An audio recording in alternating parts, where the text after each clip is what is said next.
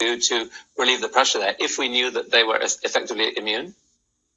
Yes, until we came up with the self-swab and showed FDA that that's equivalent, we were thinking the people who might be able to man those kiosks would be the recovered patients, because they could give the test, like one a minute, versus somebody who had to change their protective gear, which is also in short supply, would take like 20 minutes per test. Now that we have the self-swab, we don't need it for that. But you're right.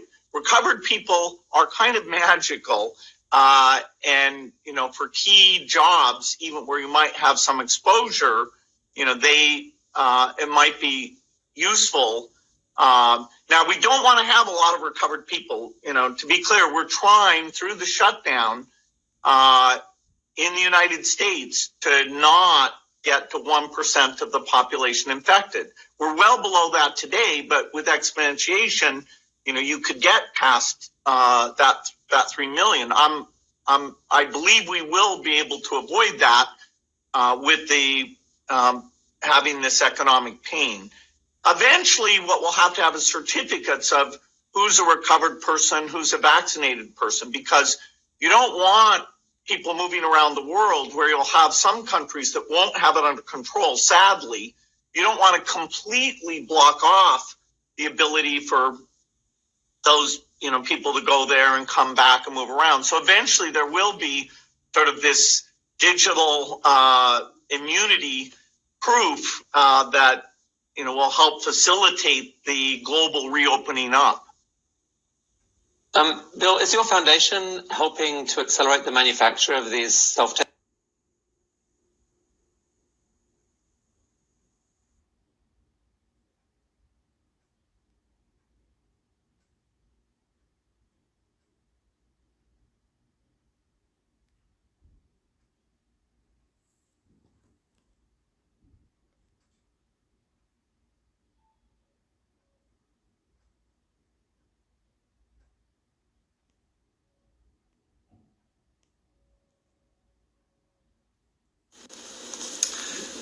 Good evening, YouTube.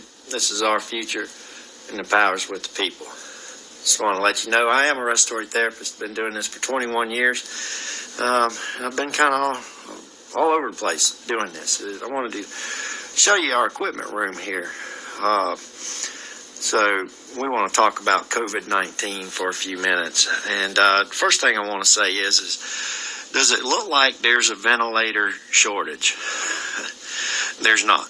Okay, as a matter of fact, we're running less ventilators right now than we would normally run, and that's because people are just staying home. They're not having elective surgeries.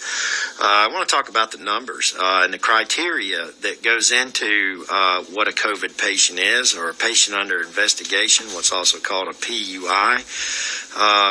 Basically, right now, the way it has been the last couple of months, when they locked us down, is that any patient that came in with a respiratory problem was labeled COVID. Now, that doesn't matter if it's you got stage 4 lung cancer and pancreatitis and heart disease and liver failure and everything else. You're still, because you come in with breathing problems, you're labeled a COVID patient. Now, we have one lady that could do the testing at first. That would go, those tests went to the CDC. Only one person was qualified to test that for the whole place. So several of these patients under investigations were never tested, and maybe they died or whatever. Then they would die of COVID and not of stage 4 lung cancer or these things. This is clear that this is what's come out. Every single patient that needs one of our pieces of equipment here, any of this, if they need any of this stuff, okay, then they are a rule out COVID. And these tests have taken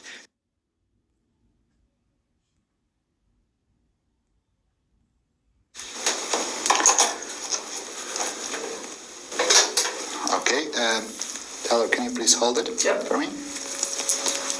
Our brains are continuously collecting information. So in this experiment, we'll present you faces. Faces are pretty standard. Within fractions of a second, we register skin tone, gender, the shape of a person's eyes, nose, and more.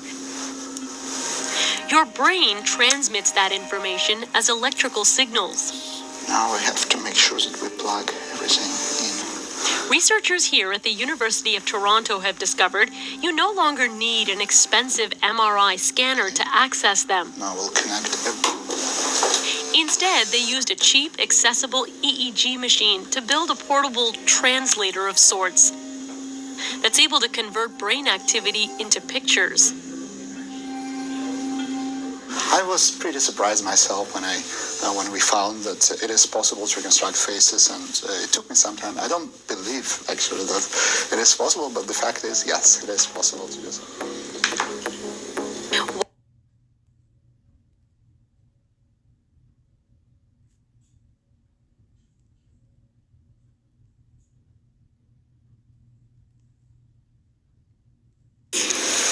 We have before us the opportunity to forge for ourselves and for future generations a new world order, a world where the rule of law, not the law of the jungle, governs the conduct of nations. When we are successful, and we will be, we have a real chance at this new world order, an order in which a credible United Nations can use its peacekeeping role to fulfill the